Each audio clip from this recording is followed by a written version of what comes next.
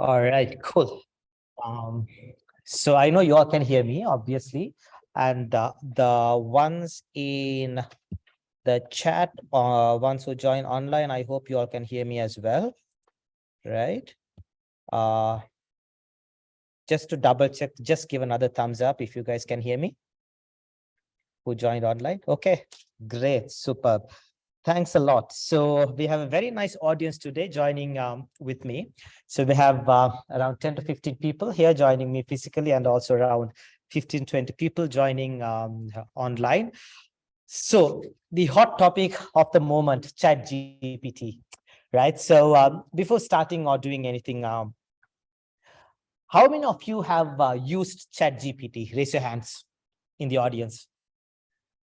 Anyone who has not used ChatGPT in the audience? Everyone has used. Okay, so in the chat, anyone who has not used ChatGPT, just give a thumbs up. Okay, looks like everyone has used ChatGPT. Okay, no, actually, we have two people. Great, who have not used. Oh, sorry, guys. Apologies. Wrong timing. Yeah, so yes, we have some people who have not used ChatGPT. That's fine.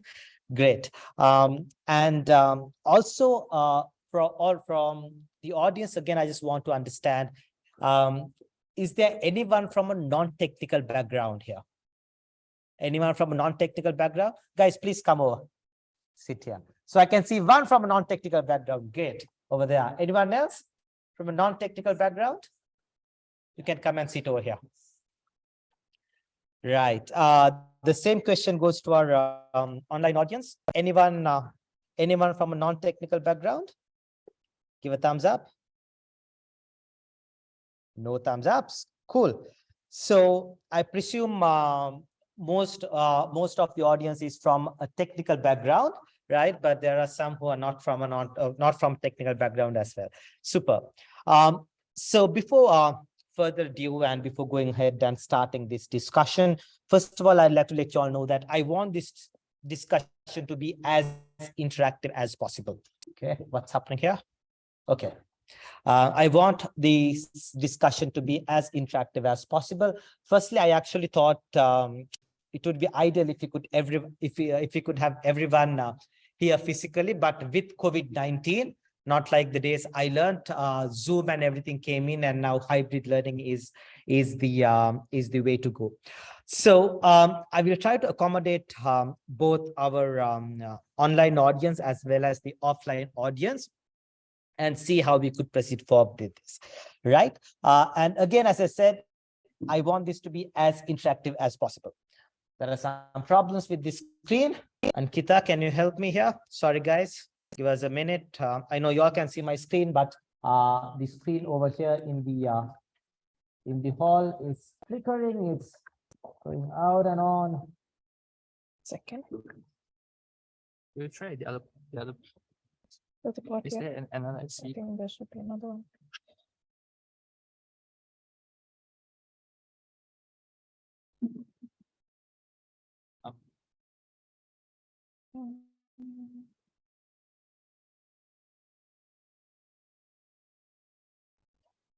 Hopefully. Okay, hopefully, fingers crossed. I'll try to. Yeah. No.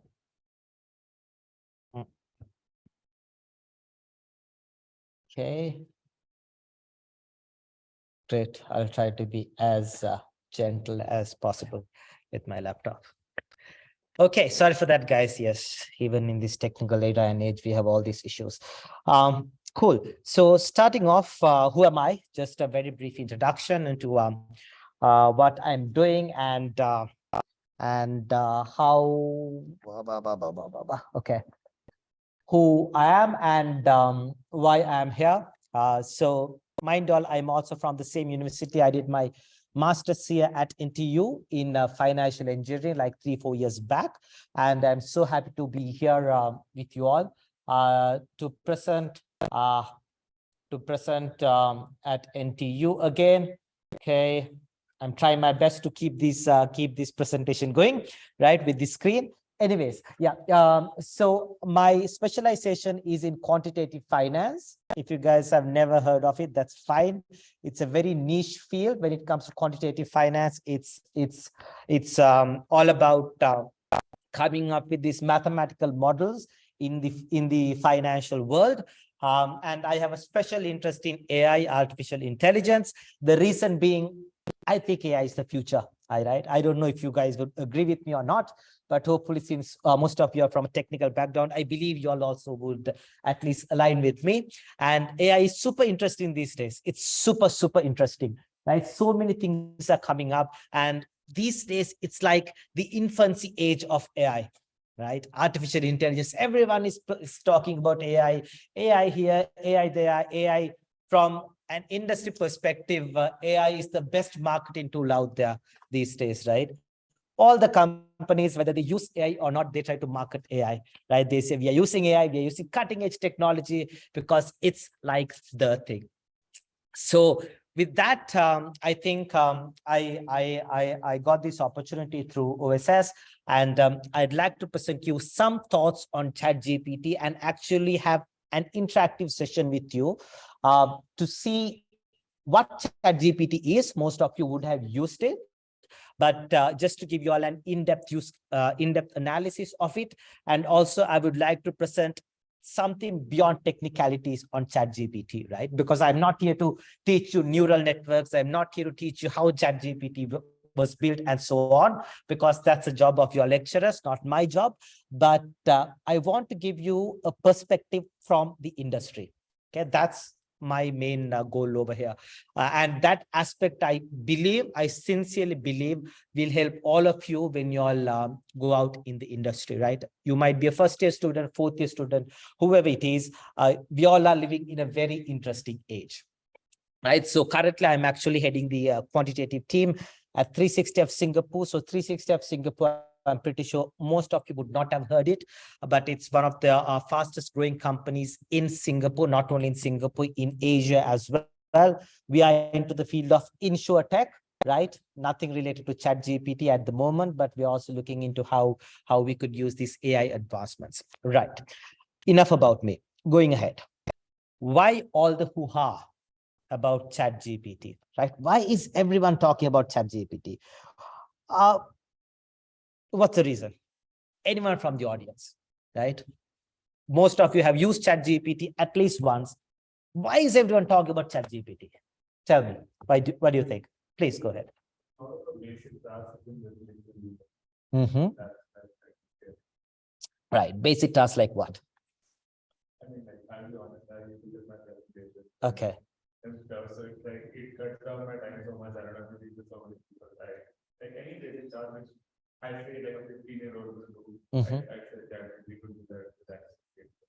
Great, superb. Anything else?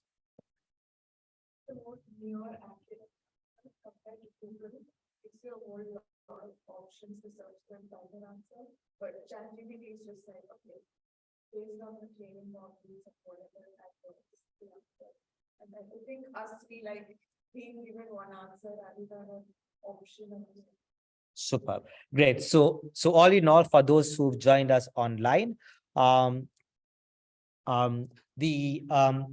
if you did not hear the answers, I'm sorry, because my laptop's mic is being used. So more or less, the idea was that for whatever task, whatever the mundane tasks you've been doing, ChatGPT helps you with your presentations, everything, and it could even be a replacement for Google. Now, for all those who have joined us online, I would like to request you to so all these questions I asked, right? Just type it in the meeting chat, right? For an example, for this, what do you think about? I mean, why you think about this hoo-ha here? You could just type your answer in the meeting chat, and then I will read it out for everyone else. So don't worry, I'll be looking through the chat, and if there's anything I miss, I think Zach would actually inform me, right? So please, I would be more than happy if you could, guys who are joining online, could also join here interactively give your ideas on all these questions and everything. Cool.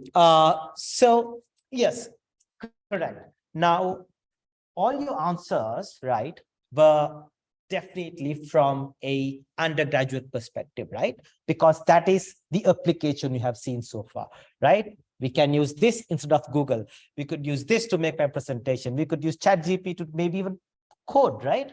Even you get an assignment. I'm not asking you to do this, but it is possible, right? You get an assignment question, you just type it in ChatGPT, blah, it gives the code, right? But why is the industry talking about it so much, right? Was this the first chatbot in the world? Right? No. Is this the first AI application in the world? How long have we been talking about AI? For the past decade, we have been talking about AI, right? Then why this? Why ChatGPT? Why is everyone now talking about AI? How many of you have iPhones with you? Raise your hands. How many of you have listened to Steve Jobs' introduction of the iPhone or the iPhone launch speech in 2007? Okay, great. And from the chat, can you just give a thumbs up? How many of you have listened to Steve Jobs' 2007 speech, launch of iPad? Sorry, launch of iPhone. Okay, I'm pretty sure at least some of you would have heard. And there's one answer for why the hoo-ha about it, because it's the first AGI product with such capabilities. Good. I will come back to that later. Anyways, what I want to say is, right, was iPhone in 2007, was that the first smartphone? There were smartphones before that, right? Then why iPhone? Why did it pivot the industry? Why did iPhone, not being the first smartphone, became the talk of the industry and led it to become the most valuable company in the world right now? Why is that? Any idea? Any comments? Branding. Branding. What else? How we use product, right?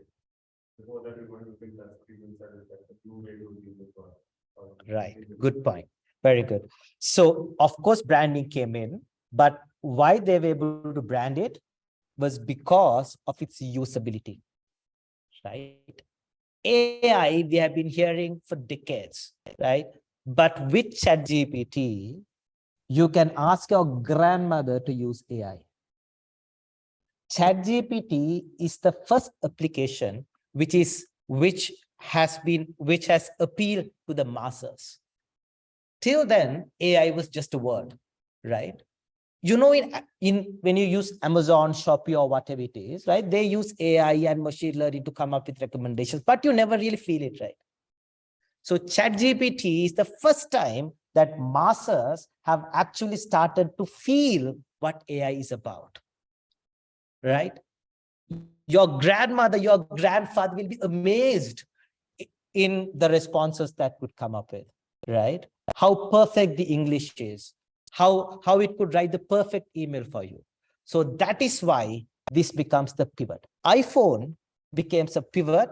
Why? Though there were so many smartphones beforehand, that was the first smartphone which was so easy to use, and the masses could use it without any problem, right? It was the pivot. And that's why everyone is talking about ChatGPT. Do you know how long Facebook, when it launched, how long it took Facebook to go from 1 user to 1 million users? How long?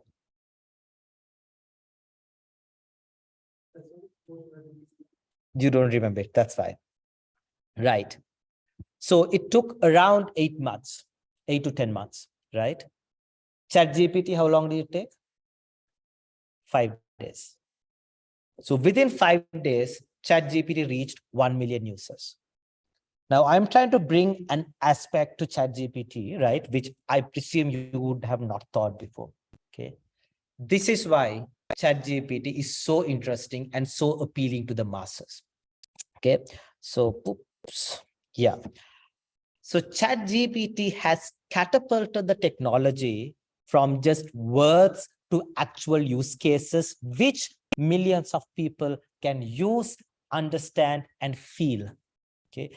Today, universities are talking, people are talking how students can use ChatGPT to cheat their exams, cheat their assignments. But was ChatGPT the first application to do that? No, right? Even when I was doing my master's or my BSc, there were applications, right, which I could use in order to do this.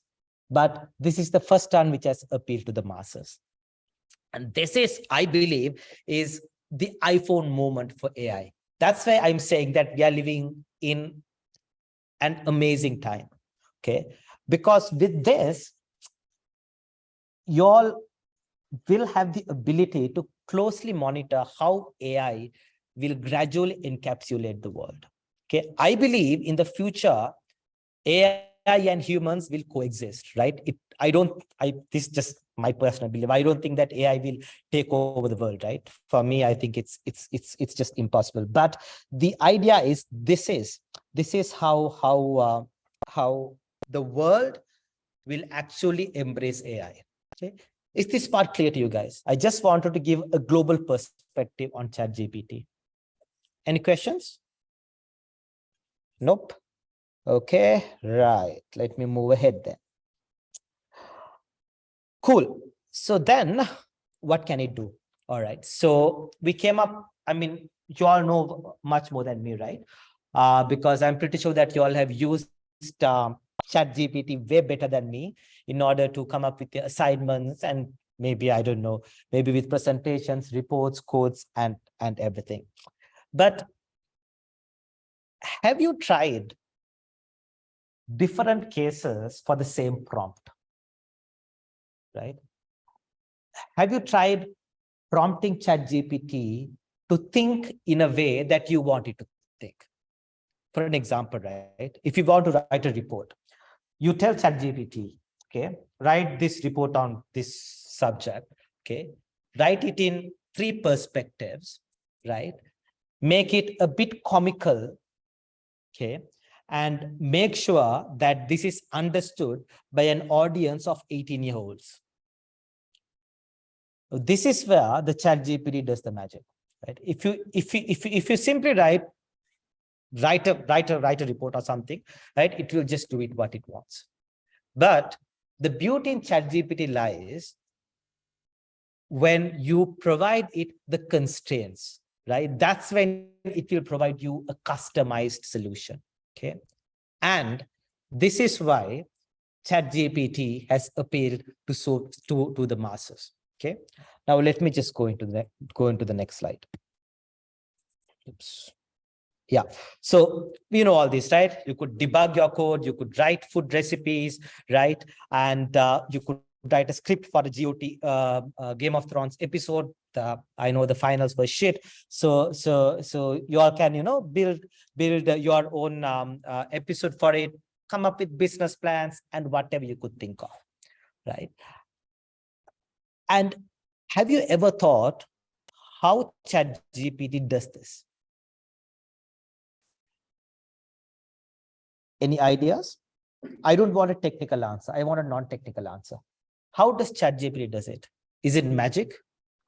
It has a good data set of the past, whatever that's in the web, and it just tries to pick out what's relevant and then rephrase it, pass it back to you. Okay, cool. Any other ideas? Zach, just let me know if anyone replies on chat, okay? Yeah. Because I think multiple tasks and it is able to generalize to a number of tasks, including checking the style and other relevant. Great, super. What else? Okay, so we have multiple answers, right? So without delving into each and every answer, I do understand. I mean, why I'm asking this question from you all is for me to understand what your understanding is, right? So then I could customize or just, you know, add on to that. So all your answers are correct, right? But let's keep it as it is, right? On how ChatGPT actually does this, okay? and I will keep your answers in my mind, and then I will move on to the next task. So tell me, does all of you have ChatGPT accounts? Right? Cool. Open up your laptops, right? And open ChatGPT there. If you don't have a ChatGPT account, let me just pad the, yeah, I could just go to chat.openai.com. So let me just add the link over here, right? Okay.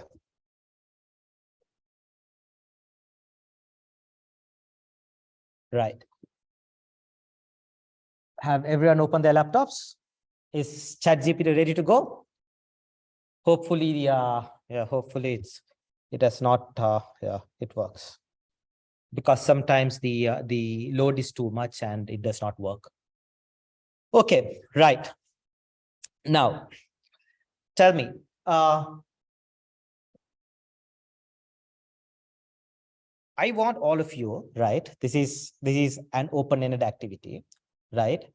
I'm pretty sure most of you would have a girlfriend or a boyfriend, right? Even if you don't have, that's all fine, right? You might have had, you might be planning to have, whatever it is, okay?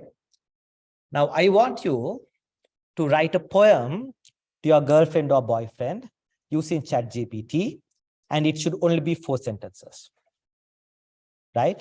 A poem to your girlfriend or boyfriend, 4 sentences, write using ChatGPT. Yep, go.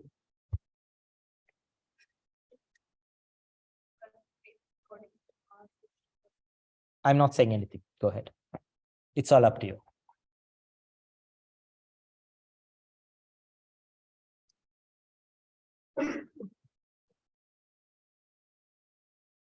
And I hope everyone in our online classroom also, sorry, who joined online also can hear me. And yep, please go ahead.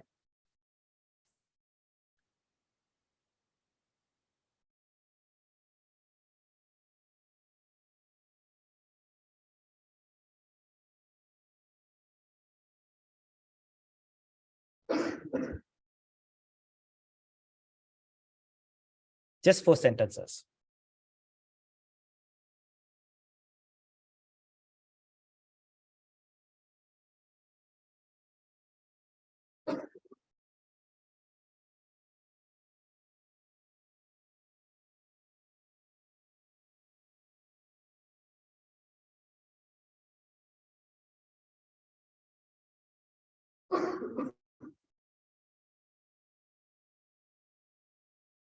Are we good?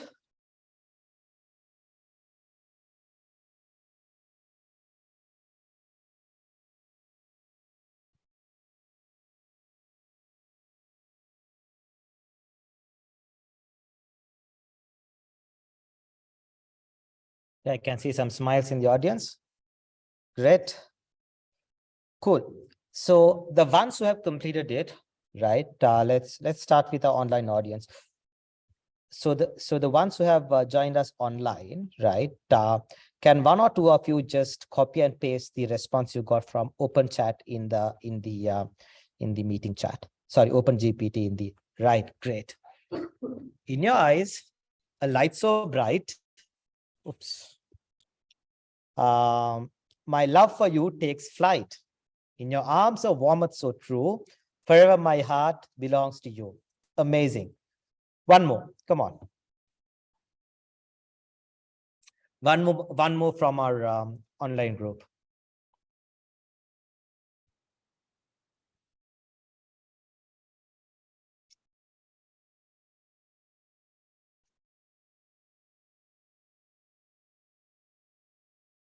Come on, who else do we have? Okay.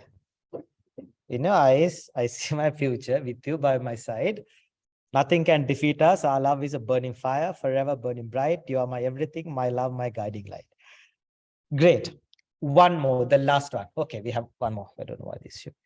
In your eyes, I see the stars. Okay. In your arms, I find my home. With you, my dear, my heart beats fast. Forever yours, my love will roam. Okay. So now we have 3 examples from ChatGPT, right? Okay. From the audience, online audience or a physical audience.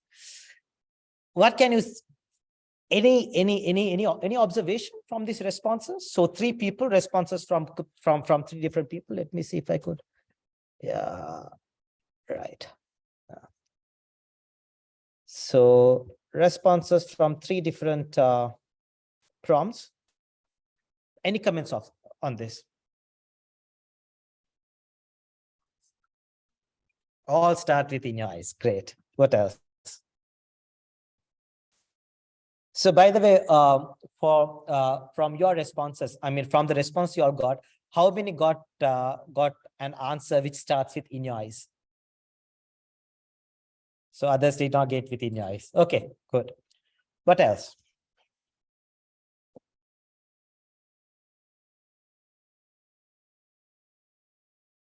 Okay, now how many of you can write a poem as good as this to a girlfriend or boyfriend? How many?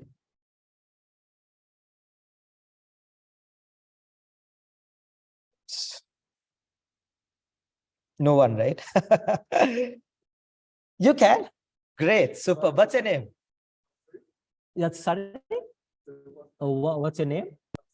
Singyang, right. So you think you can write a better one than this?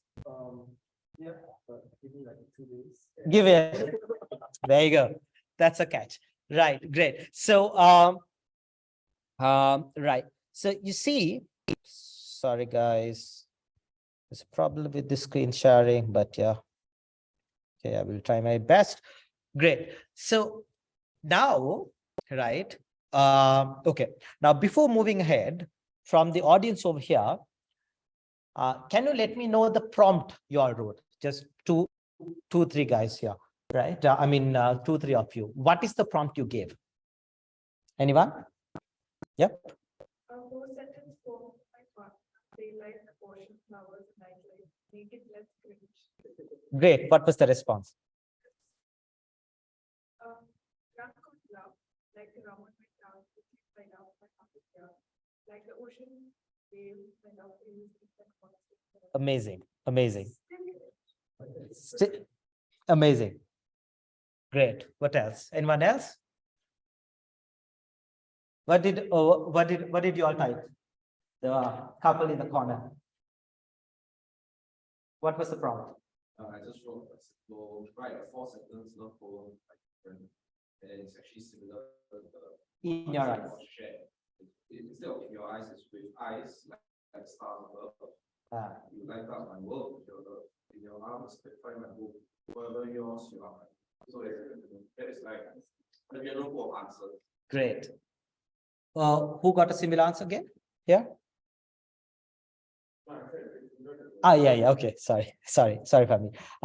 Okay. One more prompt. Any prompt which you type differently? Anything different? Any different prompt with some constraints? Sorry? Any different prompt?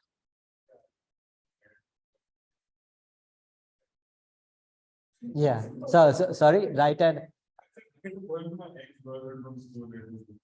Okay, what was the answer?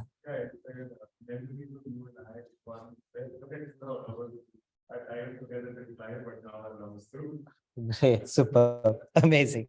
Okay, super. So what did we learn from this exercise, right? What did we learn from this? Oh, we have one more. I'm sorry, guys, I can't read Chinese. Sorry? Last one, yeah. Okay, this write a beautiful, literary, elegant, coherent poem for my girlfriend in 4 sentences, rhyme and conform with iambic. What is it? Iambic pentameter. I don't know what it is. I'm sorry. Let me see.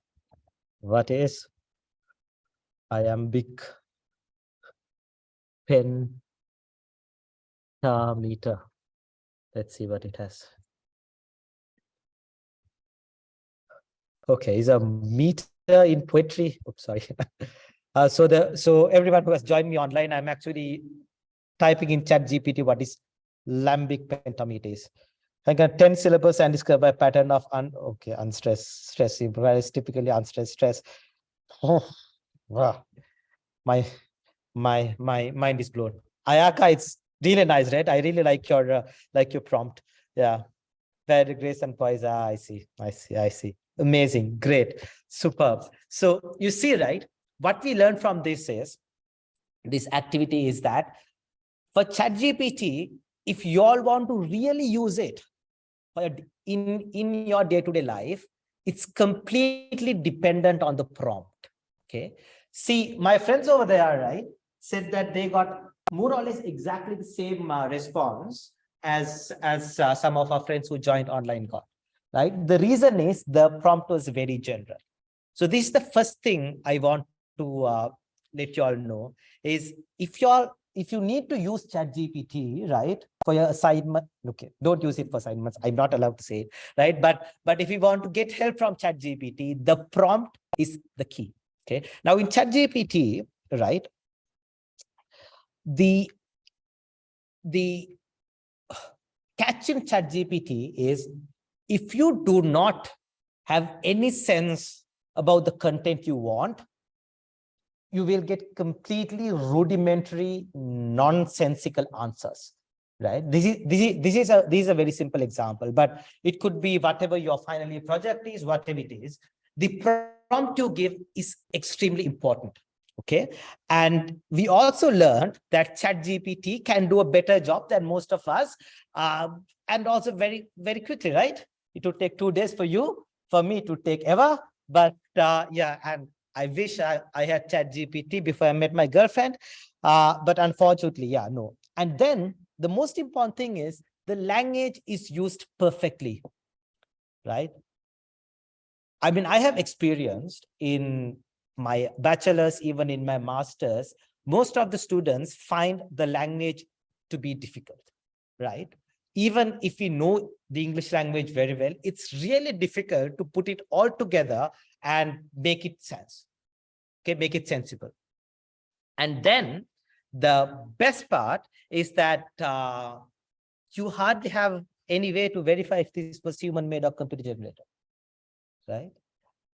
And when you provide the correct prompt, right?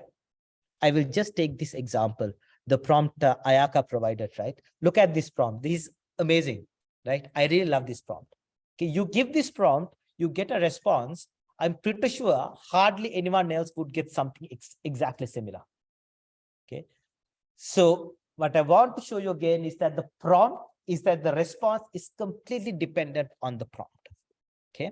And yeah, being a boyfriend and girlfriend these days is way easier, right? Those days than those days. Even right, you could even use ChatGPT to respond to all the chats of your girlfriend or boyfriend. If you're busy, you could actually use it, right? Cool. So with that, I want to move on to the next topic, right? This is a bit technical, but I mean, I don't want to delve into technical stuff too much, but I want to touch this as well, right? Because the purpose of this session, as I said again, is not to give you a technical background on how this is done, but you all need to understand this to a certain extent, since most of you are from technical background. All the mathematical equations, blah blah, it's your professor's job to do it, right? Now I'll come back to the responses I got from you. I can't remember your name. Sorry, what's your name? Jensen, right? XY. Okay. XY and you on how did ChatGPT come up with this? So I will explain this from a very layman's term, right? So ChatGPT is based on something called a GPT modeling. Okay. And this was developed by this company called OpenAI.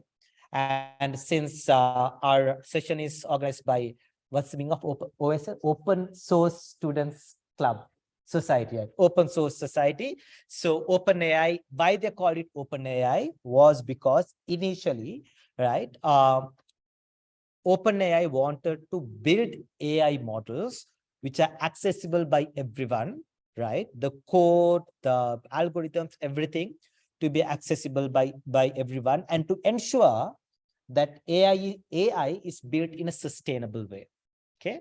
And even Elon Musk, I know at least some of you would be avid followers of Elon Musk here. Even he contributed to it, right? And he left in 2018. But this company started in 2015, right? Around 2015, OpenAI. And two of their products, one is GPT, the other one is called DALI, which is a AI art project, right? I will not touch on that. But what these guys did was, okay, they based this technology on something called large language models. Okay, there was one person who is not from technical background here, right? Who was it? You're okay, great. I'm talking to you, right? If you can understand this, I've succeeded. If not, I failed. Okay. So what I mean by a large language model is, right, forget neural networks and all, right? Just those are just technical terms. Is that you gather data from, okay, this does not show up, that's fine. I guess you could just follow up with me. Yeah. Okay. So what happens in a large language model is that you gather vast amounts of human created text. Okay. What I mean by human created text is the reports, articles, whenever you search on Google, everything you get, right? So you gather all those data, okay, created by these texts available in the on the internet, and then you come up with a map, right, using this algorithm, using neural networks. It's a complex algorithm which tries to mimic how the brain cells are linked, or brain neurons are linked, right? And then they come up with a complex map which would evaluate the statistical likelihood for different words and sentences to be placed next to each other. Okay. So whenever you come up with a prompt, what happens behind the screen is that it's a game of statistics going on. Okay. They try to statistically evaluate which prompt will have the highest, which answer should have the highest probability. Okay. And then they would come up with the answer which from the data they have, the answer which would have the highest probability, right? So this is a game of probability. Simple as that. It's not easy to develop, right? But the basic understanding is this. Now, GPT-3 has taken more than 175 billion statistical connections and have swept around 2/3 of the internet, which was available in 2021. Okay. So it's not up to date, but yeah, at least till 2021. And this is how they come up with this. Now, every time you give a prompt and when you get an answer, right, remember, this is the statistical magic they are doing behind the scenes. Okay. There's way more things into this, which I will not delve into, but just to give you an overview on how these responses are being made. Okay. Is that clear, guys? Great. Any questions? Nope. Great. Okay. Now, when it comes to the real world use cases, right, of ChatGPT, I want to tell you a little story. So my boss, right, at 360F, he's of German origin, okay, and he's having, his son is one lazy person, right, super lazy son who's 14 years old, who's a great swimmer, but he hates studies and all, and he hates all this writing stuff and everything. So this is a true story, right?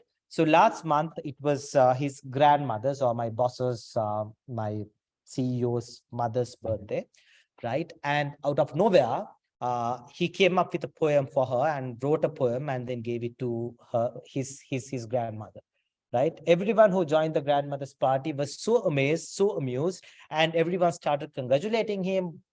His grandmother came up and adored him, saying, "You have really changed a lot. You are not the person who was there, like, 2-3 years back. You've grown fond of me," and so on. But for him, it was just 3-4 second task, right? Exactly what you did. He just typed into ChatGPT and then he came up with it. Right. Now, this is one of the real world use cases for all of us, right? I mean, I'm just kidding, right? But how can we actually use this for our well-being? Okay, that is for our in our day-to-day activities.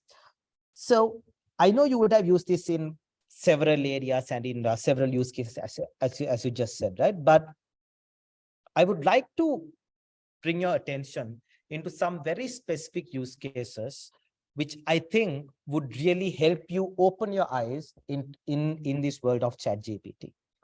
Have you heard about BuzzFeed? Yeah. How many of you have not heard about BuzzFeed? I hope you all have. Yeah. Hopefully, I hope you all of you have heard about BuzzFeed, right? So BuzzFeed, as you all know, is this news company, right? And when you go through BuzzFeed's articles, okay, you will see there's a special way of writing an article, right? If you read an article in BuzzFeed against an article in Financial Times or I don't know, MSNBC or whatever it is, the style of writing is completely different. Okay. Now BuzzFeed announced that they will be using ChatGPT to write their articles. And its stock surged by 200% after this news. Now, any guesses why the stock surged 200%? If any one of you have been into investing or investments in the stock market, getting a 200% gain or a 2x gain is practically improbable for any stock in the stock market unless it's anything to do with crypto, right? At this point of time. But then why did BuzzFeed's market capitalization or its stock surge by 200%, 2x? Any guesses? Confidence that content can be generated through the long run. Those benefit the company because cost of marketing is zero, and you can generate a lot of content and property to generate revenue from the business. So basically zero cost, potentially unlimited. Very good point. Anything else? Lowered manpower cost while likely retaining, absolutely the same thing as you said. Lower manpower cost while likely still retaining the revenue level or even increasing the revenue. Right? Cool. Any other answer? Okay. So yes, absolutely correct. So when it comes to a stock, right?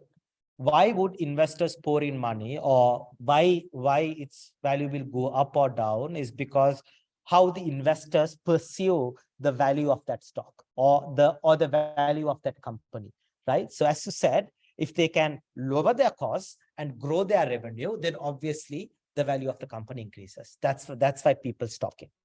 Okay. So for this, right, this is very interesting, right? Now we know for a fact, which I will come later, right? ChatGPT could produce bizarre answers, right? Which I will come to later. Okay. And we do not know if ChatGPT could actually be materialized, if it could actually bring in revenue. But still, people think that that for a company like BuzzFeed, if they adopt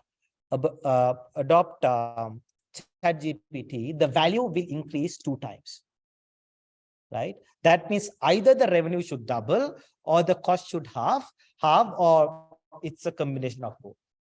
Okay.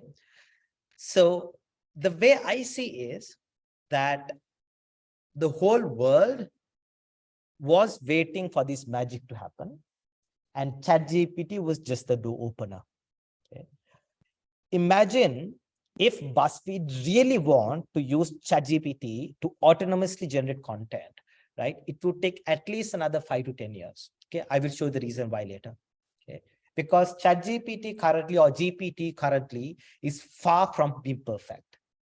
Okay, so what's important for all of you to remember as undergraduate students is that how the world perceives this at this moment. Okay, this is a very rare occasion, and the world believes that there's a massive opening here. So keep this in your mind, because later in my slide deck, I will talk about how you can use ChatGPT to broaden, shape, and mold your future. Okay, this is super important. Now, remember, you guys are already undergraduates, right?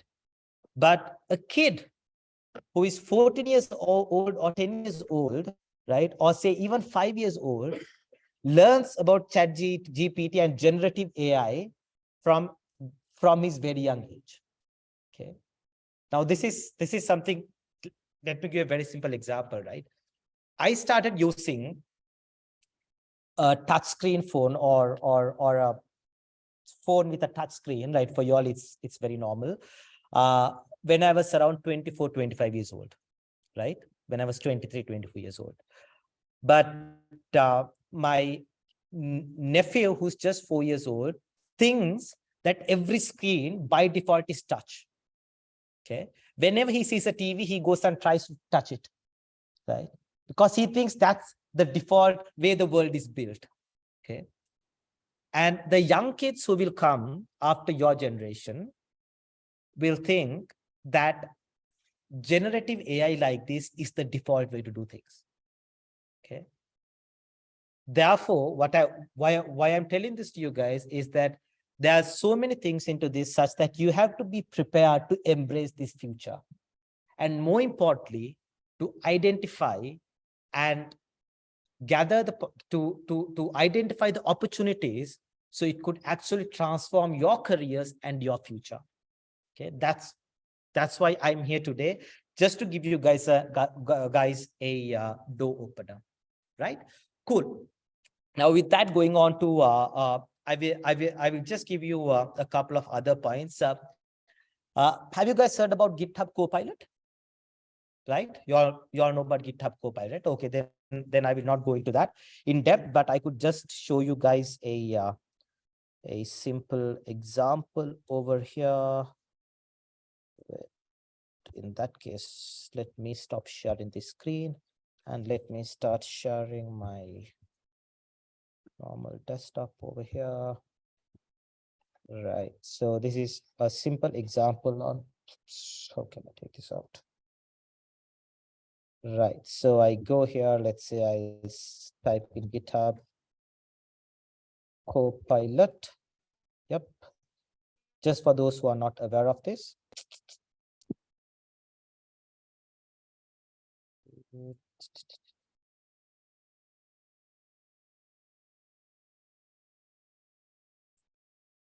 Yeah, so just for those who are not aware of this, right? Because in the industry, we have actually started using this. That's why I want to show this to you, right? So this is something we use in the industry actually being used, right? So simply what happens is that you just type a text prompt, right? Saying, this is what I want the code to do, and then it will come up with this. Okay, so this is a very simple example where I said, determine whether the sentiment of text is positive, use a web service, and it types this in JavaScript, right? It will identify the API to be used. In this case, is it's from the textprocessing.com website, right? And then it will do the code for you, and then the function is done. Okay.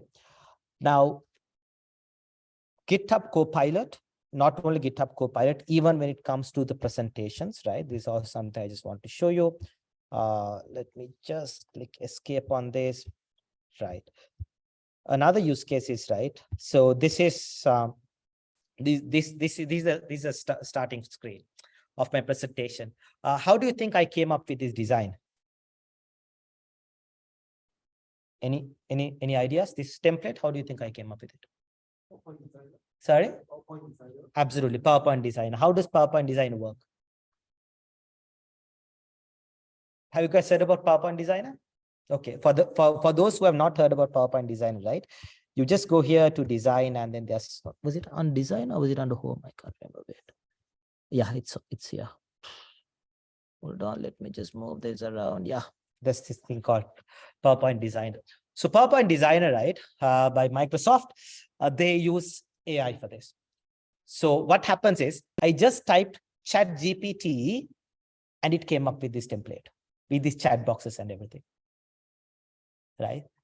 I could remember I'm not sure whether you guys have experienced, we made presentations when I was doing my bachelor's in 2011-12, right? It took ages for us to come up with the best template. Okay. And this, in a flash, I get the best template, right? Which is relevant to my presentation. Okay. So again, when it comes to ChatGPT is not the only use case. Chatting is not the only use case of AI, right? So this is another use case I just wanted to show you. And GitHub Copilot actually uses the GPT technology from OpenAI. Okay, because Microsoft, before they did the investment recently, they already invested around $1 billion in OpenAI at the very beginning. Okay, so they have already been using GitHub Copilot, which uses OpenAI's technology called Codex, right? Just forget the terminologies, but the same GPT technology OpenAI uses.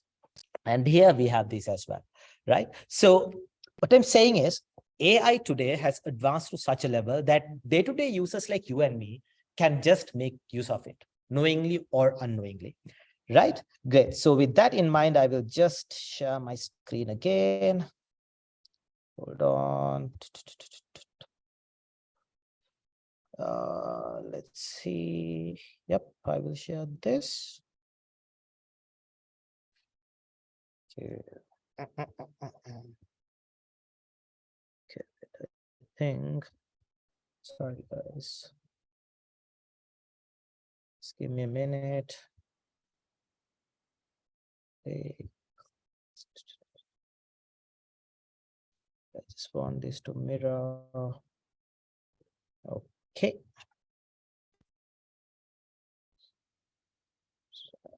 Where is my Zoom?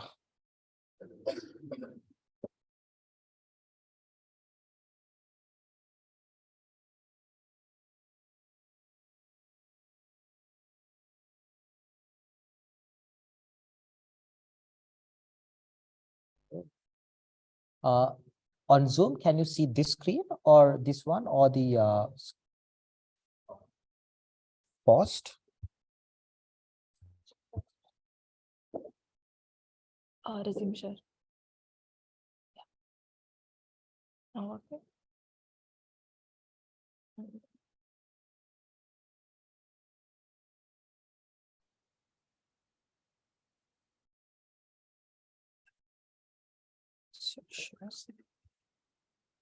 Sorry, guys, give me a minute. The sharing is not working. Oh, come. We try another stop sharing and try another. Okay, and Okay. what do you want me to do? Yeah. Share the desktop, the entire. But we choose a different option. I think We chose that earlier. choose the How about this one? This one? I think no. No? No. Oh, that's the. Should I try sharing the desktop Yeah. to see if it works? Yeah. Then just show the showing speakers no also. Yeah, how can I? But no. Oh, okay, wait, I think I know how to do this. Use slideshow. Okay. Yeah. Should be good. Oops. Thanks a lot. Right. Apologies. Right. Great. Where were we? Okay, great. So I just wanted to show you some use cases. One is GitHub Copilot, and also there are so many use cases such as, again, you guys might already know it, but in case you all are not aware of it, for the coders who are out here, generating SQL queries is super easy. How many of you have tried generating SQL queries using this? You have tried. Great. Anyone else? Okay, I will just show you guys, because for the ones who don't have not done it, I can share it with you. By the way, SQL queries, for those who do not know SQL is a language which is used to query databases, right? Since most of you are from a technical background, I will show this, which I hope will actually help you guys, right? Right. Let me just share my desktop. Okay. Right. Let's see. Write an SQL query. What do you want to do? To filter the bus filter names from a database, filter from a database whose age is, let's say, greater than 18 and are not Singaporeans. Let's see what it does. Okay. Okay, does it? Okay, now you see, right? I know this is a very simple SQL query, right? But if you guys have been working with SQL, right? There are cases where SQL query can be super complicated and it takes ages to debug an SQL query. Okay? For those cases, you could use this. And I advise you to use this. I'm not asking you to type the prompt in, copy it and paste it. Okay. Type this, get the answer, and then read what it has to say after that. That is where you will actually start learning. Okay. Because in ChatGPT, the amazing thing is, right, even when it comes coding, debugging, whatever it is, it will actually explain why it comes up with this. Okay. See here, it says that this select the name from the column table, blah, blah, and then it will list the names to meet the conditions and so on.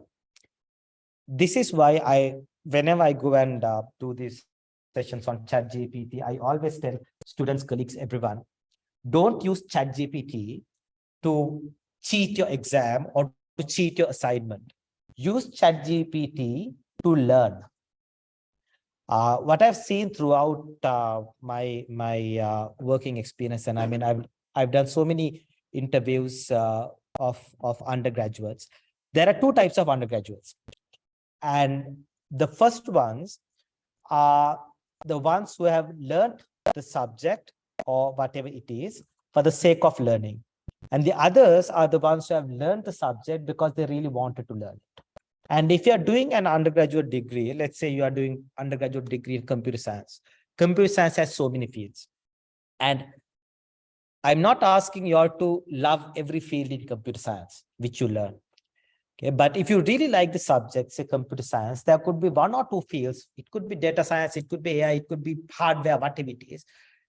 Go in depth, study that field, and actually enrich your knowledge. Okay, if you are into the academia, if you want to pursue the academia career, the advice would be different. But I'm just talking to the ones who actually want to go to the industry. When you go to the industry, what we look is for people who have the aptitude and who have mastered one area which they really like. Okay, because then we understand that we understand if this person has a passion towards one area, then this person would actually thrive in that area. And it is that kind of people the industry wants. Okay, especially companies like us, which are startups, okay, which are not massive companies, because in a startup like environment, we need people who are super passionate and who could go in, delve and expand the boundaries. That's why ChatGPT would actually help you all to expand your knowledge, not to copy and paste, but to expand your knowledge, which is super important. Okay, great. Now let me go back to my presentation. Okay. And likewise, sorting unstructured data, writing code, debugging code, writing emails, writing articles, blah, blah, everything. So nextly, what I want to discuss about is about the money involved with OpenAI and with ChatGPT. Okay. So I know you guys have used ChatGPT. You guys already know how it's being done, have some use cases as well. But what I mean by chumped shark-filled water. So I told you guys, right, that from 2010 onwards, there was so many how about AI. Everyone was talking about AI. Everyone wanted to bring the next AI mascot into the world. And finally, ChatGPT did.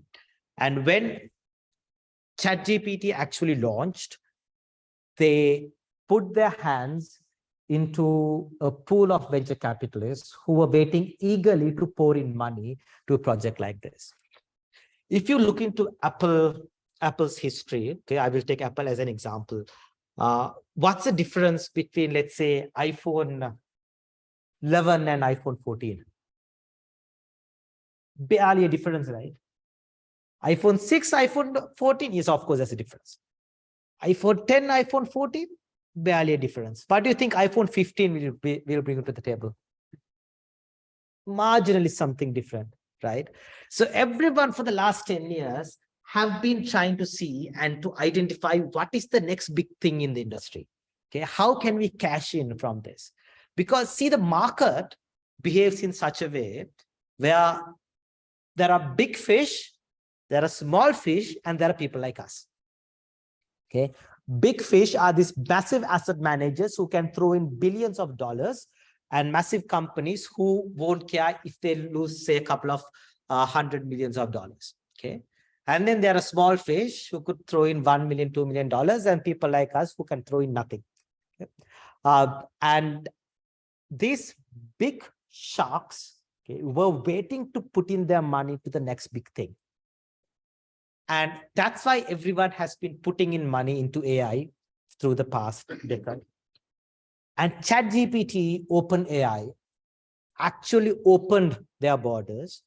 And now everyone wants to invest in ChatGPT or in OpenAI. Why I'm trying to bring this financial aspect is for you all to understand how the money behaves in this world. Most of you, as I said, are from technical backgrounds, you all told me, and me myself being from an engineering background, from technical background, I understood it the hard way that if we do not understand how the money behaves in this world, we will not be able to grab the actual value we need, okay, or we deserve, I would say.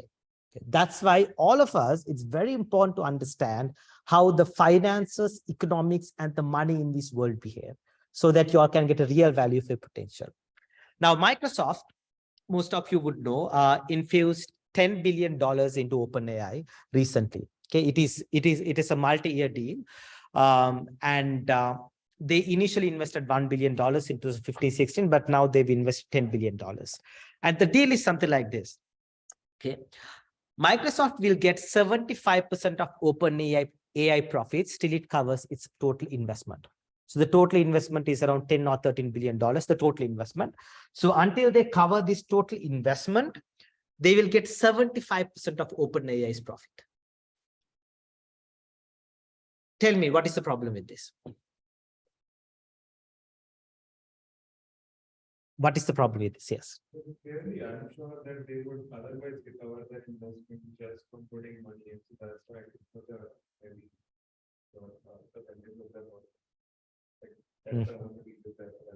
Correct. Absolutely correct. What else? What is any problems you see with this? Taking money from Microsoft and doing something that is more beneficial for them. Spot on. Anything else? Do you have anything? Just check. Oh, sorry, you don't have the laptop. I'll have to check it myself. Let's see. Right.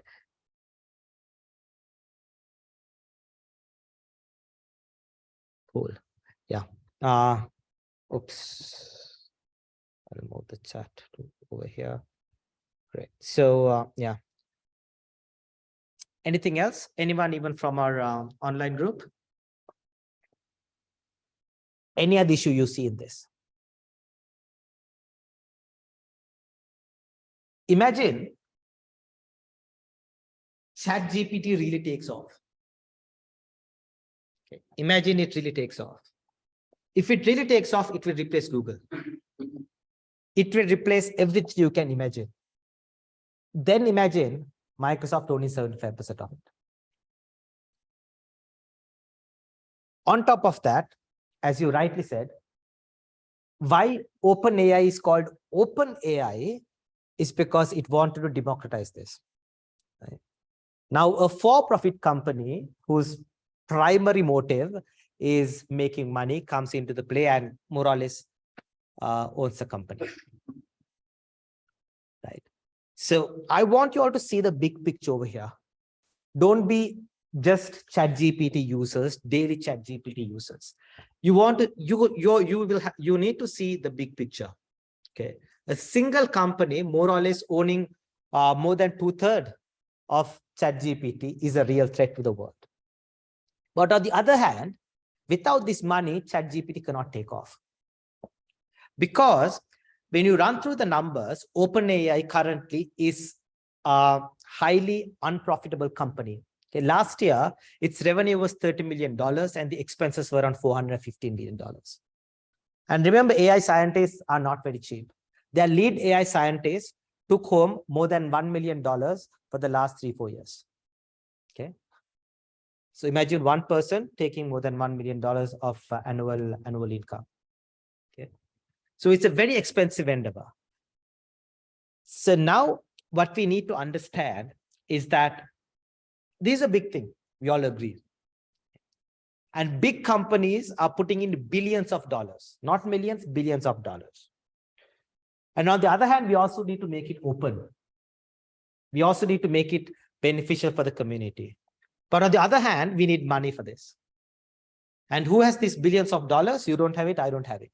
Only these big tech companies have it, or maybe big asset managers. And when they invest in it, as you said, there's a conflict of interest. So how this will turn out to be, I have no idea. What I just want to tell you all is be watchful, read the news. Okay. Be up to date, especially since most of you are in the tech field, to understand where this is going to head towards, which is very interesting. There are alternatives to ChatGPT. One alternative is already being built by ex-OpenAI employees, where they say that the answers are more accurate, blah, blah, blah, right? But from a holistic perspective, the world moves with money. That's a reality, right? Whether we like it or not, it's all about money. And ChatGPT's value will increase with money. And if ChatGPT can deliver more, then more money will come in. Then the dilemma is who will put money in. Now, there has been a tender offer for OpenAI. Okay, what I mean by what is meant by tender offer is that for a certain set of shares, they have opened up it to private investors, and it is already oversubscribed. So there's more supply of money than what is actually required by demand. Okay. So with all this interest, one more thing, which I already mentioned, is that we understand the world thinks this is the next big, huge thing. These are like cryptocurrency. If you guys have been following cryptocurrencies, right? There have been massive amounts of dollars into cryptocurrencies. It has took off. Now it's at a different level, but who knows, in the future it could take off again. Same thing with ChatGPT. What I'm urging from you all, the only thing is follow it and see where it moves, because this is going to be very interesting on we are living in a very interesting age as well, and it's going to be super interesting on how this will actually turn up to be. Cool. The next slide I have is a very interesting topic. What do you guys think? Is ChatGPT, all these AI advancements, specifically? I mean, let's talk about ChatGPT because that's a topic today. Is it an opportunity or a threat? What do you think?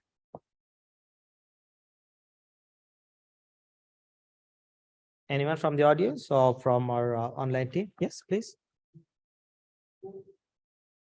More an opportunity or more a threat? More an opportunity. Why so? Everyone by leaps and bounds. It's not like a small step, like probably double the work today. Given how quick the tool is and sometimes how accurate the result is. So the role of human is he has the domain knowledge. It just becomes to proofread sometimes what the AI has written. Directly use it other than that.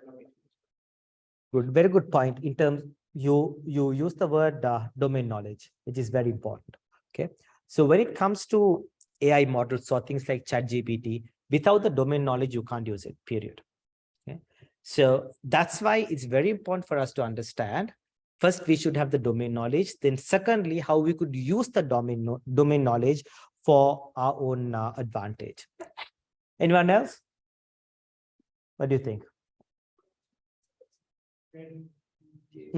Because given the hype that it has received recently, people without domain knowledge starting to use it, like just what I was doing, you're right. So there'll be some code told me to use, like, it gave me some piece of code when I try and execute it, it says this is not even a function that is there in the package. So, in someone without a domain, it would be very, what's this? Absolutely. Absolutely. So you should have the domain knowledge, and we all agree ChatGPT is not perfect, right? Yeah, absolutely.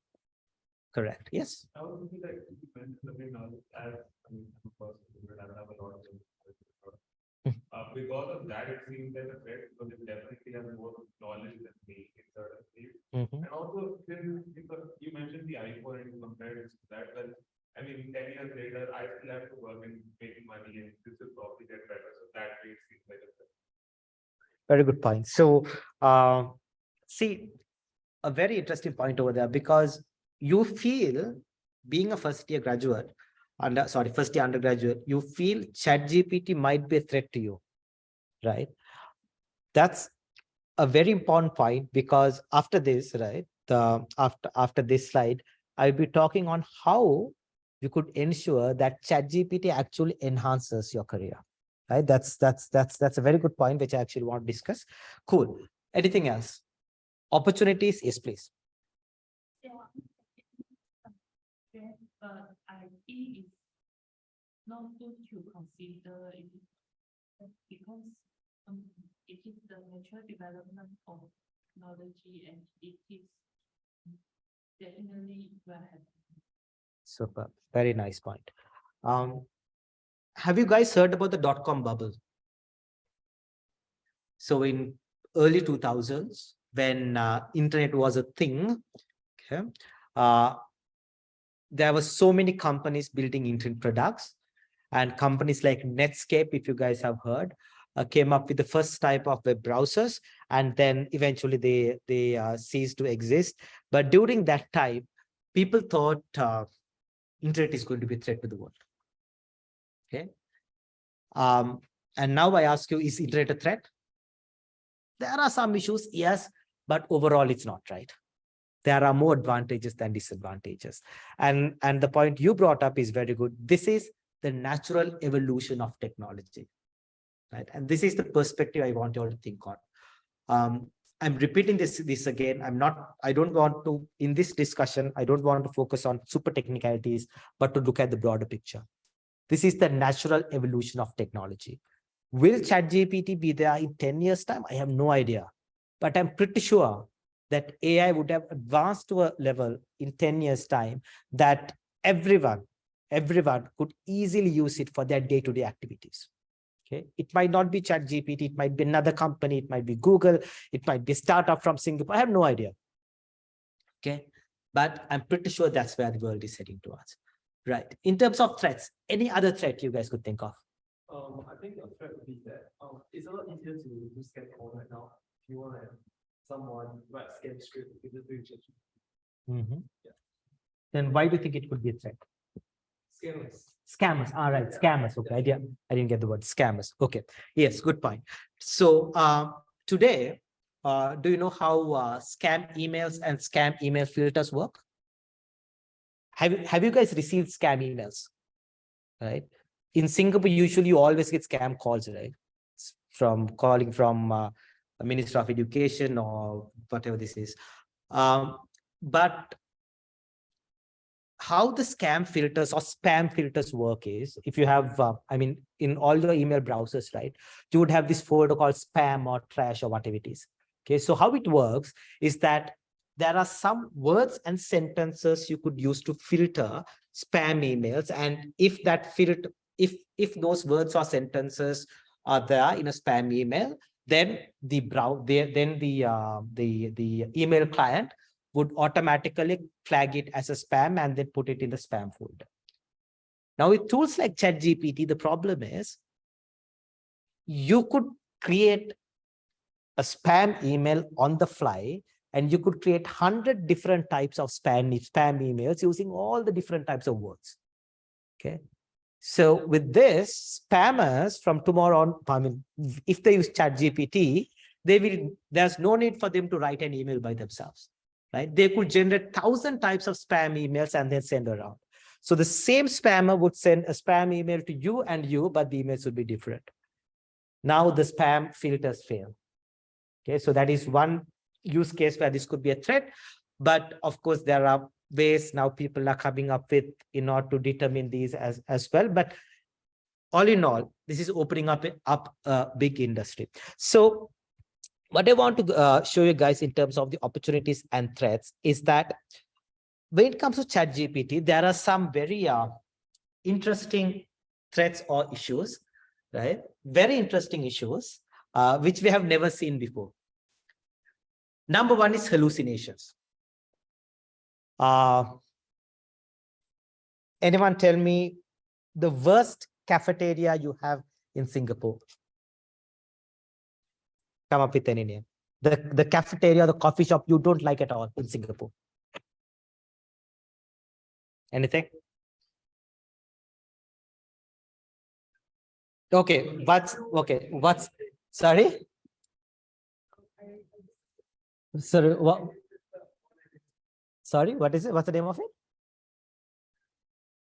North Hill Canteen. Okay, let's say let's give a more take a more general name. Let's say Starbucks. You guys like it? Okay. Do you guys love Starbucks? Okay. Do you guys love Coffee Bean?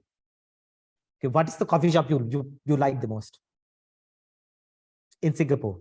Come on, give me a name, whatever it is.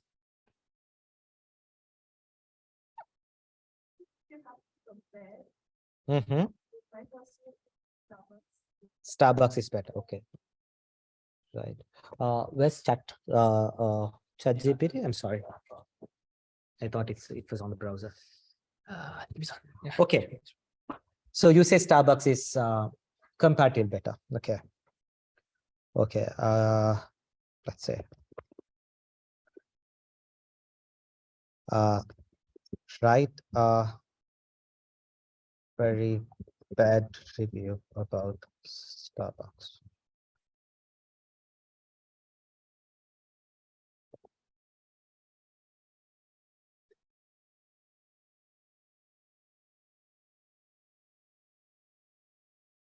Okay. Coffee was cold and tastes like burnt garbage. Was dirty and uninviting. Sorry. Oh, Zoom. They can't see. Stop share. Okay. I thought I was sharing my screen. Share the desktop. Yeah, just share the desktop. Sorry. Share like this. Yeah. Sure. Okay. Sorry. I hope you guys can see this now. Yeah. So this is what we call as hallucinations, right? So it could think about something by itself. Okay, let's say so, and come up with stuff which are completely not factually true. Okay, but they could present it in such a way that it looks as absolutely true. Now, obviously, I don't think Starbucks, the staff generally is generally helpful, and coffee was cold and tasted like burnt garbage. I've never experienced that in Starbucks, right? So this is the problem, right? Now imagine this is a very simple thing. Now imagine the potential of this. Imagine how people could use this to tarnish other people's images. Imagine how people could use this to ruin reputations of companies, everything. Okay.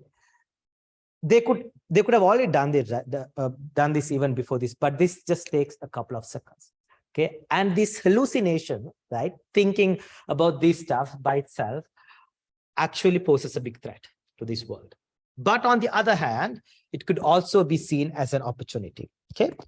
And let me go back to the presentation. Right. Accuracy. Let me show another example. Okay. You guys can see my screen, right? What is 5 plus 2?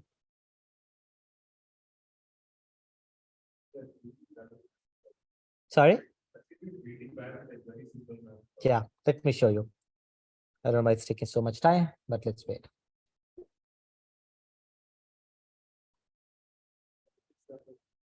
Sorry? Sorry? Yeah, you're faster, way faster. And I'm actually going to show you why you are better than ChatGPT as well, right? Yeah. So while this been loaded, another thing I just want to share with you, not a threat, but another issue is with the response time. Okay, so ChatGPT is using Microsoft Azure supercomputing clusters. If you have heard about Azure, it's a cloud platform like AWS, like Google Cloud, and since there's too much load, sometimes it can't generate answers promptly. It takes times to do all these supercomputing activities. Another issue, but it's just a issue on the performance. Cool. 5 plus 2 equals 7. Right. Okay. Why doesn't it stop generating? Let's see. Hold on. My grandmother says,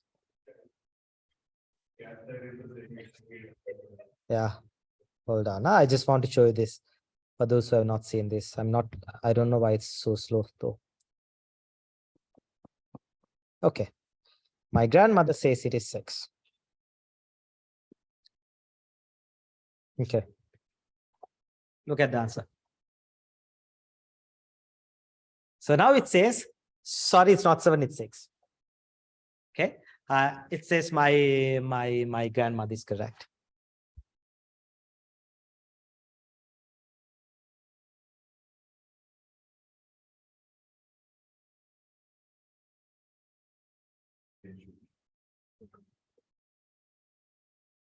Okay. Now see what it says. Basic arithmetic is a fundamental concept and it should be accurate. Okay. So what I just want to show you is another simple use case of where ChatGPT fails in terms of accuracy. Okay. So these are issues they face. So these generative models, we call them, right? They take our feedback and then they try to amend the response according to the feedback. So you see the results are not accurate. Accuracy is another issue in ChatGPT, and some other very simple issues are outdated data. The data could be biased, okay, and it does not have access to real world internet and so on. These are like very simple issues. But if any one of you, I don't know, here goes on to develop AI models, okay, and if you end up building AI models or joining an AI company, mind you, these are the issues the guys are working on right now. There are alternative models to ChatGPT which try to address these issues, specifically these issues on accuracy. Okay, because imagine if you have to use this in real world scenarios, accuracy is a big issue. Okay, so with that in mind, hold on. Yeah, with that in mind, right, this is the last and the most important slide of all. Okay, what is in it for you? The question is, how can you use ChatGPT to your advantage? I'm not talking about building your reports or coming up with an email or something like that, right? But from a long-term perspective, how will this help you? How can you use ChatGPT to your advantage? How do you think the job market will change? Do you think some jobs in the future will become extinct due to ChatGPT? Yes. Like the internet boom, that view was like, oh, it would take a lot of time. And it did, but it actually provided more jobs. Mhm. That it took away. So I think like how right now, if you tell someone 20 years back there is a career in like social media manager or like software development, people wouldn't really necessarily believe you. So there could be something like ChatGPT monitor, or I think it would increase the quality. Great. So give me a minute. So what you're saying is that, in fact, ChatGPT will create more opportunities than it destroys or than it reduces. Great. Does. As like people who I'm sure people at the time whose jobs were lost, those are not the same people. I mean, some people jump ship to the new opportunities, but those people still lost their jobs, and I don't know what happened to them. So it's Yeah.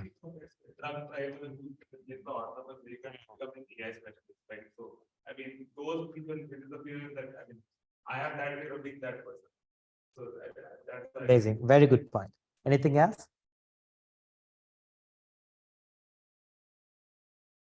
We don't have anything from our chat group, right?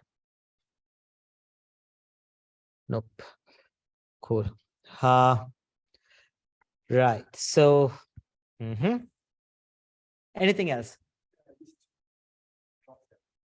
One is what you can call a query engineer. You need to fine tune the query such that instead of other things, Query engineer, okay. curating what comes out. Right, That's curate what comes out. point of the next. Great. Okay. So three very interesting points, right? She thinks that it will create more opportunities than it reduces. And you say, yes, it will open up, but the opportunities will be different. And you came up with two new job fields, which you think, I mean, career fields, which you think will open up. Yes, please. For me, my goal is to do a specific task to the best.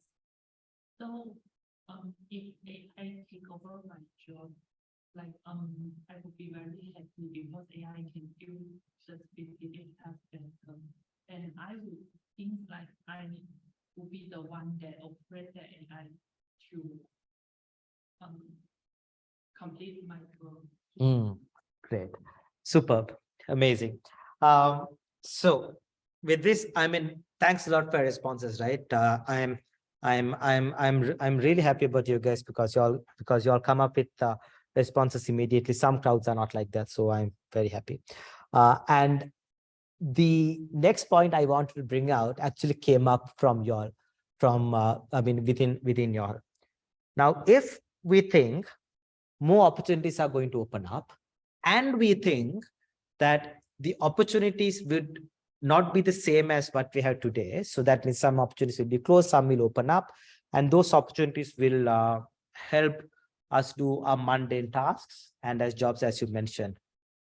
What should US undergraduates do today to address that future global market? What do you think? So, Skills. So with whatever we know right now, how to make a right prompt. if we go step back from a very holistic perspective, what do you think you need to develop in order to survive in this future world, which would have AI playing a very dominant role? Working with and looking to. So working with is something we thought as a whole and need to be more creative and need to be able to do something that actually was very good point. Okay, so what cannot an AI tool like this do, which humans can do? I think This could do it for sure. I mean, not today, but of course, let's say in 5 to 10 years time, right? Yeah. Apart from that, yes. Like I have asked it to make it not for me, but I think in general, create these scenarios and make it. It gives like very generic examples of the corporate kind, or like say the financial sector, when you call a seller, buy it, you only provide everything. Correct. What else?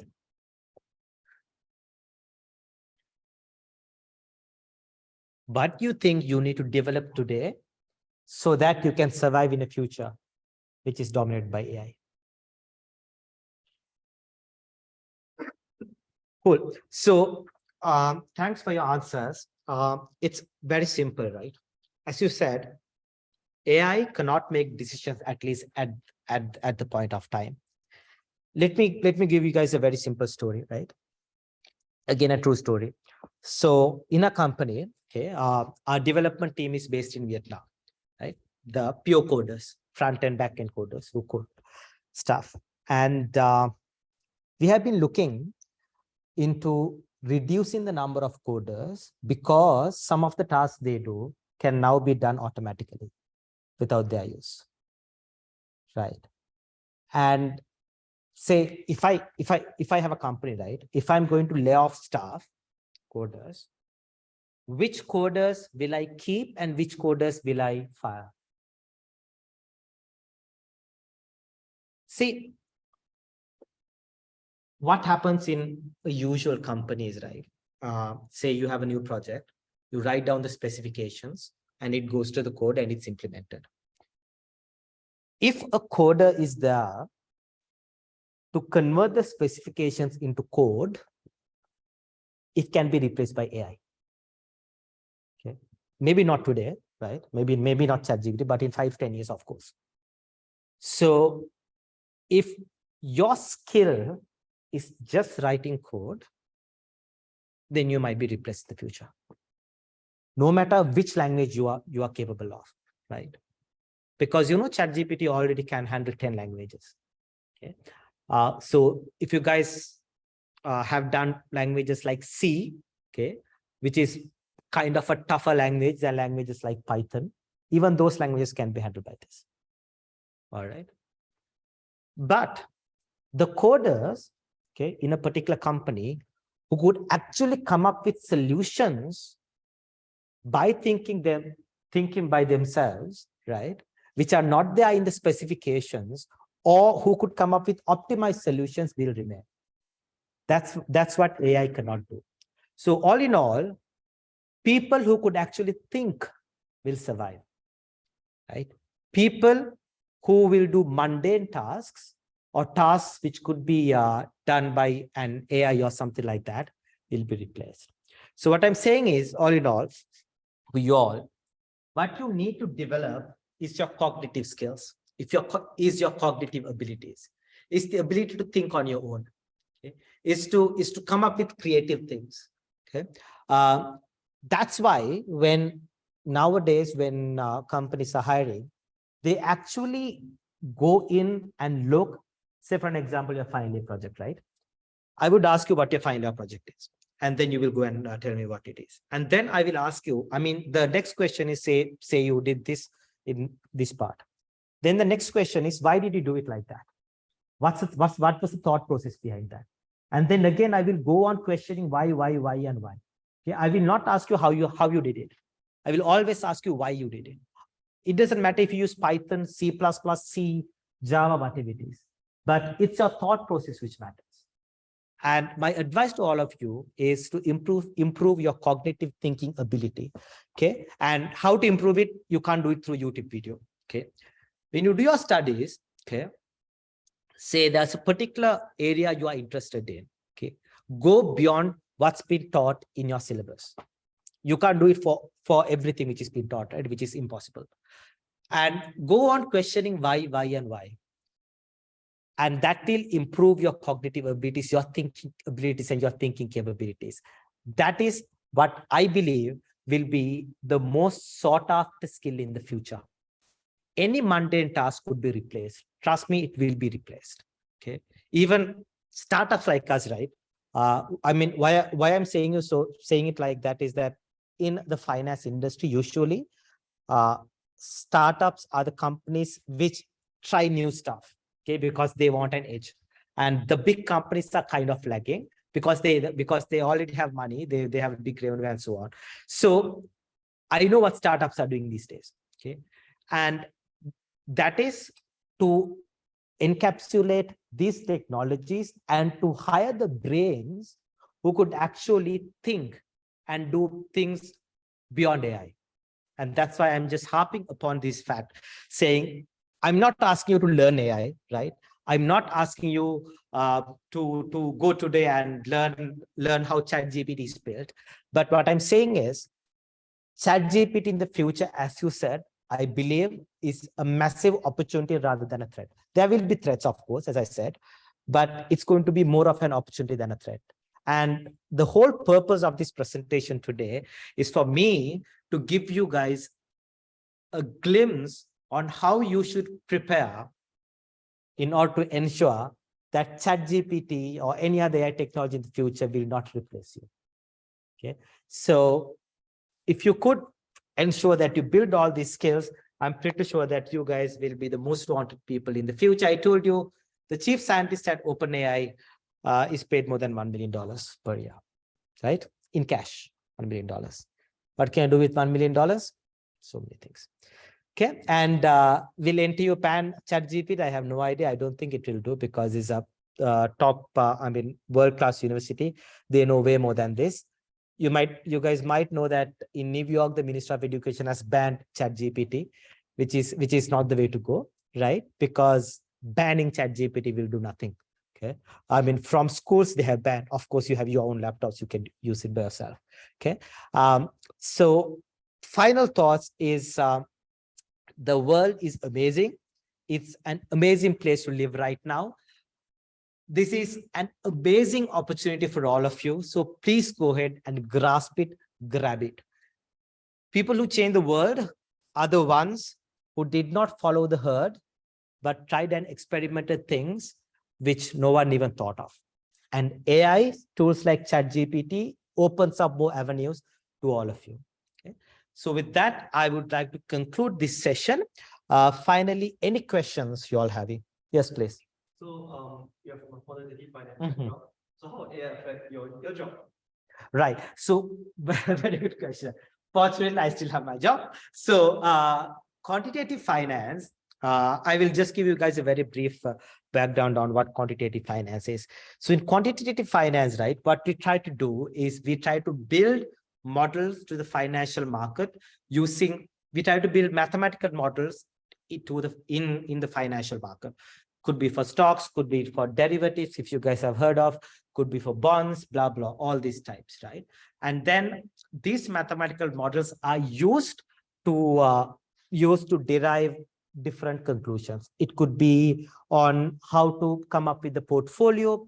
A very classic example is how to come up with the best portfolio for your risk appetite, for your background, and so on. Right? Now, for these, there are mathematical models already. But the beauty in finance or in quantitative finance is that no one can predict the future.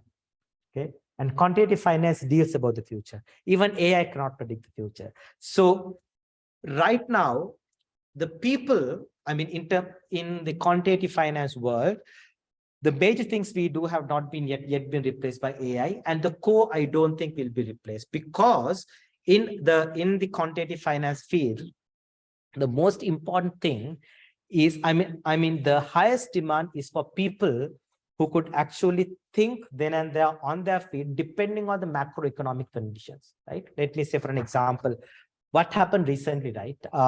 If you guys are following the market, what happened in the stock market recently with COVID and Russia invasion is something you have rarely heard in the past, right?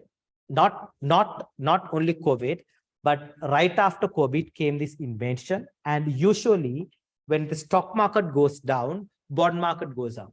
Okay, that's how it happens, because stock is risky, bonds are less risky. So when people pull money from the volatile stock market, they put money into the less volatile bond market. But this time around, both went down. Very rare occasion, right? AI could do nothing about it because it does not have that data. Okay, and that is where people with minds come into place. So in a field like quantitative finance, financial engineering, at least for now, AI cannot touch the field. At least for now. Good. Anything else?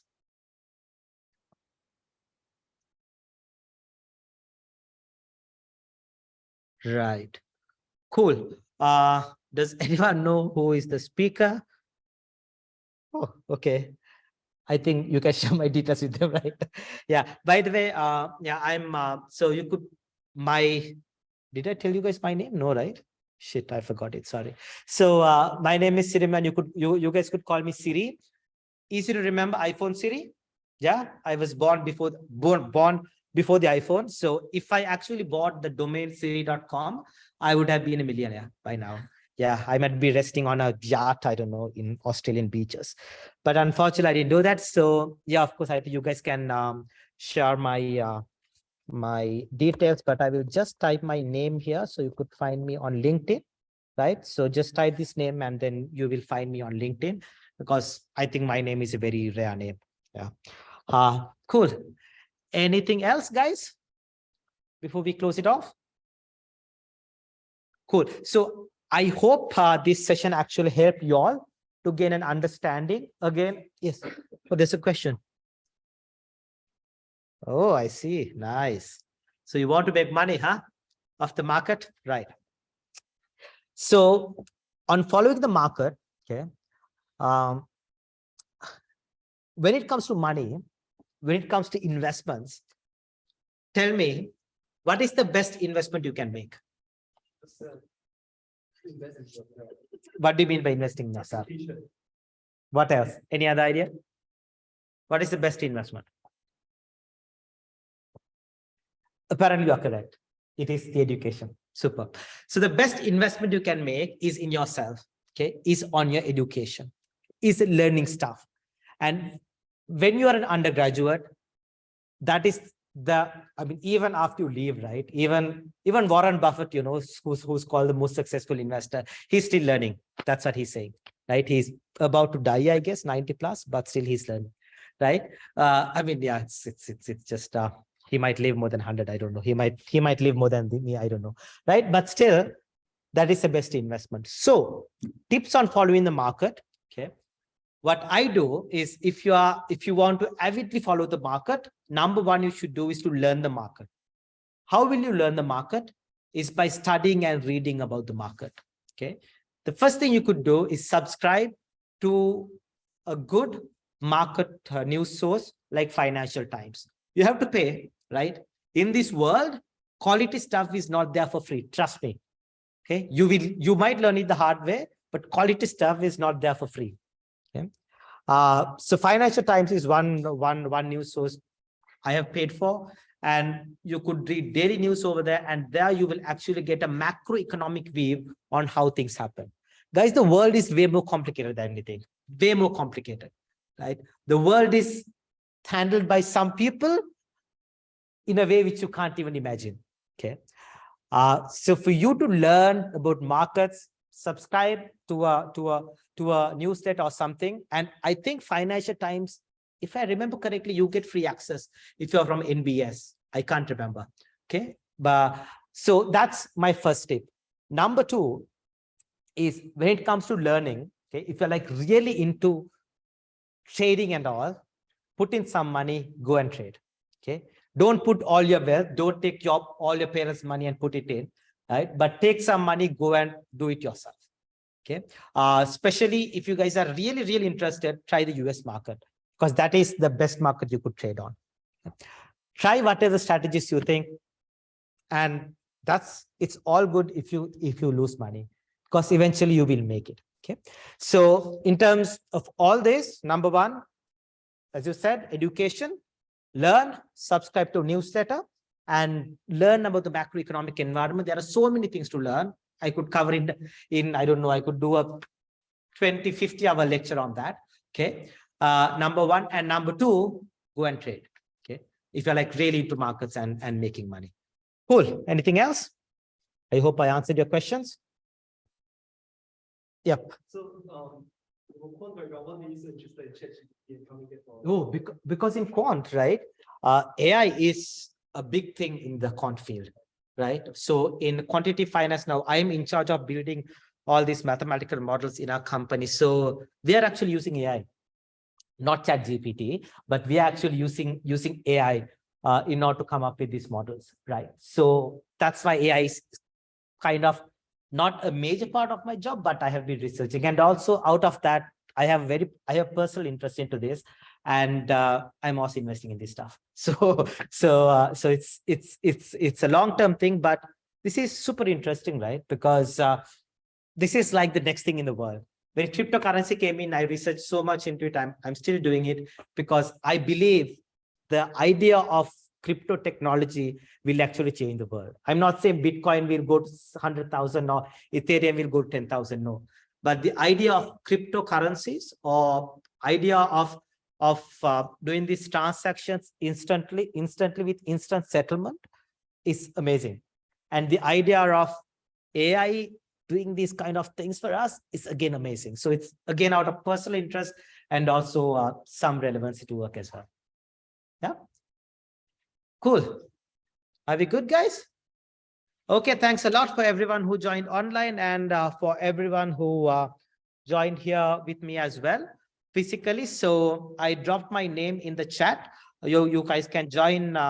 You guys can join with me on LinkedIn, and and of course, shoot any problems or issues or any discussion, right? I'm super open to you guys because I presume you guys are around, I'm 30, 31. So you guys might be 21, 22s, I guess, right? So you guys are more connected with technology, more connected with all these stuff. So I'd like to learn more from you as well, right? There are so many things I could learn from you guys, and that's why I love coming to these coming to sessions like this. This is my second or third session at an undergrad, no, my fourth session, I think, at for undergraduates. So very nice meeting you guys online and offline. Thank you very much for everything again.